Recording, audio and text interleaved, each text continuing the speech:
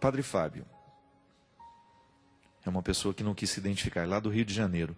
Por que Moisés fez tanto obedecendo a Deus e não recebeu a terra prometida? Foi falta de misericórdia de Deus? Não. Porque talvez seja o destino de todo profeta mesmo, né? Morrer sem ver a consequência da missão, né?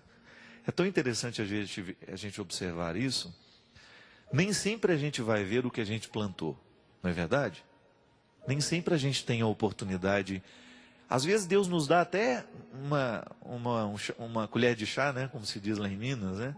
A gente vê um ou outro resultado daquilo que a gente faz, e é bonito, a gente se sente até motivado.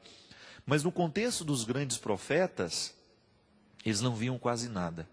Pra você ter uma ideia, Moisés recebeu aquela missão de libertar o povo do Egito, e ele passou por todo aquele processo de fazer o povo permanecer na esperança. Mas não chegou lá. O povo chegou, mas Moisés não. Com isso, Deus nos mostra muita coisa interessante, né? Porque, na verdade, o papel do profeta é manter a chama da esperança. Gente, é muito interessante quando você percebe que a pessoa vai perdendo a esperança. É muito interessante a gente ver as consequências desastrosas que a falta de esperança tem na vida da pessoa. Ali no contexto de Moisés, ele precisa fazer o povo andar, ele precisa fazer o povo chegar. E é a sua palavra, é o seu testemunho, é ele estando à frente o tempo todo. E você tem ali, se você pega a Sagrada Escritura, você vai ver tudo o que isso significou na vida de Moisés. Todas as dificuldades que ele enfrentou. Quando o povo começou a construir as suas idolatrias e ele precisou reorientar o povo na fé. Quando ele exerceu o seu papel sacerdotal no meio do povo, né? Quando ele exerceu o seu papel profético. Então você tem todas as dimensões manifestadas em Moisés. E em cada tempo daquele processo de passagem, ele precisava ser para o povo que o povo precisava que ele fosse. Ele exercia o papel de ser esta presença que não deixava morrer a esperança. Hoje eu fico vendo, depois de milhões e milhões de anos, né, em que nós estamos vivendo esta mesma travessia, porque a terra prometida, ela é uma metáfora muito bonita de tudo aquilo que a gente espera na vida. Para o povo de Israel, essa terra prometida era uma localização geográfica, porque eles não tinham lugar. Um povo que não tem lugar é um povo que não tem identidade. É como se fosse hoje retirado o direito de você ter a sua cidade. É como se o inimigo, alguém viesse e tomasse a sua cidade e ela deixasse de ser sua. Você fosse expulso da sua casa, expulso da sua terra e levado para ser escravo num outro lugar, numa outra cidade. Foi justamente isso que aconteceu com o povo. O povo precisava da terra. A terra é que daria a identidade a esse povo. Tudo bem, é uma geografia, é um lugar a ser chegado. É um lugar a ser buscado. Precisamos andar para chegar lá. Mas o interessante é a gente pensar que a terra prometida se desdobra. E depois ela deixa de ser apenas uma localização geográfica. Buscar a terra prometida, hoje para nós, é buscar o lugar que Deus preparou para que eu seja. Digamos que eu estou em processo de êxodos, de travessias, para chegar a ser o Fábio que eu posso ser. Corro o risco de morrer sem ter sido. Então Moisés não chegou a pisar a terra prometida, mas você pode ter certeza que no sonho e na esperança, Moisés foi o primeiro a pisar naquela terra. Isso é o bonito. Não precisa da materialidade, não precisa do chão. Moisés já conhecia a terra prometida e foi por isso que ele se pôs a caminho. Mas morreu antes de ver o lugar. Mas ele já tinha visto tanto nos seus sonhos, nas suas esperanças, que pisar no lugar já não era tão necessário mais. Porque, na verdade, o processo de Deus em nós nem é tanto chegar, mas é como a gente chega. É igual quando a gente vai ver um filme, um romance, não é? Todo mundo já sabe como termina, não é? O mocinho sempre vai ficar com a mocinha e termina assim, bonito, todo mundo chorando no final. Já viu Lisbela e o Prisioneiro? Lisbela é uma menina cheia de sonhos, né? Ela arruma um namorado boçal do Rio de Janeiro que está lá no interior, né? do Nordeste. A história é linda. E aí ela vai para o cinema ver o filme com o rapaz, né? Ela toda cheia de sensibilidade, né? Para assistir o romance, né? Aí de repente o boçal que está do lado, todo prático, né? Aí no final ele começa a contar o filme para ela, né? No final ele vai, pega e mata o outro e ele vai ficar com a mocinha. Eu já sei o final desse filme. Aí ela bate nele assim, eu também já sei. Eu falei, então para que você vai ver? Ela falou assim, porque o importante não é o que acontece, é como acontece. Isso é lindo, minha gente. O mais importante não é chegar, mas é como eu chego.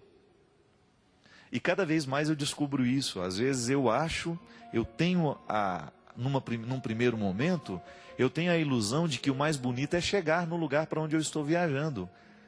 Mas se de repente eu começo a abrir os olhos, eu vou perceber que a viagem, ela é tão encantadora, ou às vezes até mais encantadora do que chegar. Eu tenho uma frase minha, né, que eu preciso até registrar, porque eu acho ela muito boa. Se tivesse um jeito de chegar sem ter que ir, não é? Quando eu estou cansado demais, quando eu estou cansado demais e eu tenho que viajar muitas vezes, eu falo, meu Deus, se tivesse um jeito de chegar sem eu ter que ir. Mas muitas vezes o ter que ir é melhor do que eu chegar. E na promessa da terra prometida, o bonito de tudo não é chegar até a terra prometida, mas é o que Deus vai fazendo dentro do nosso coração à medida em que a gente sonha com a terra prometida. Vamos fazer um deslocamento agora absurdo, né? A gente vai sair da teologia e vamos para a psicologia. Jung vai dizer que essa experiência do desejo é tão linda para ele, né? E não só a psicologia de Jung, mas também todo o contexto da psicologia trabalha muito a manutenção do desejo. Quanto tempo dura um desejo? O desejo sobrevive da ausência. Porque na hora que você tem aquilo que você desejou, cessou. Não é assim? É igual a roupa que é bonita na vitrine. Mas na hora que você veste, ela não é tão bonita assim como estava na vitrine. É porque já é sua. E é engraçado porque a experiência de Deus na nossa vida, ela funciona assim. Eu me lembro que uma vez eu escrevi um texto contando de um carrinho que eu tinha vontade de ter. O Pegasus, né? Um carrinho lindo que ficava na vitrine. E que eu sempre tinha vontade de ter aquele carrinho para mim. Só que eu era pobre. E o Pegasus era um carrinho caro demais para um filho de pedreiro. Então eu ficava na vitrine sonhando, imaginando como seria o ronco daquele carro. Ele era de controle remoto. Como seria brincar com aquele carro. E eu nunca tive. Tive depois, porque quando eu contei essa história no livro, eu ganhei uns 300. E eu achava bonito as pessoas tendo, né, me mandando o Pegasus de presente como uma manifestação carinhosa. Mas o que eu compreendo desse desejo de criança? Eu ficava na vitrine e era justamente por não conseguir ter aquele carrinho que eu o achava tão encantador.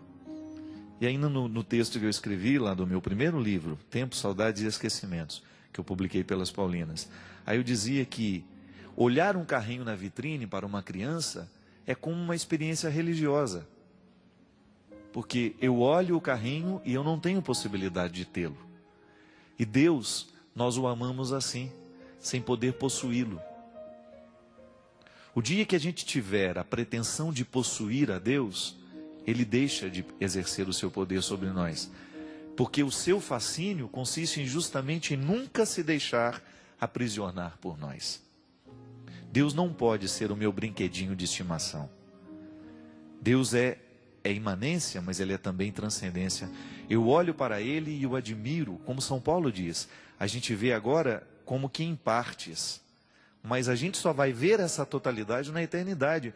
E a esperança da terra prometida está totalmente, tudo isso que nós estamos falando, está diretamente ligado à terra prometida, de nós nos colocamos a caminho para chegar a um lugar que a gente não chega nunca. Por quê? Este lugar não é para ser chegado. Este lugar é para motivar a vida. E ele muda de figura. Essa terra prometida vai ganhando novas faces. Ninguém fica procurando a mesma terra prometida a vida inteira. O sonho de Deus na nossa vida, ele modifica, ele vai ganhando novas faces. E é bonito que seja assim, porque é por isso que a gente não para.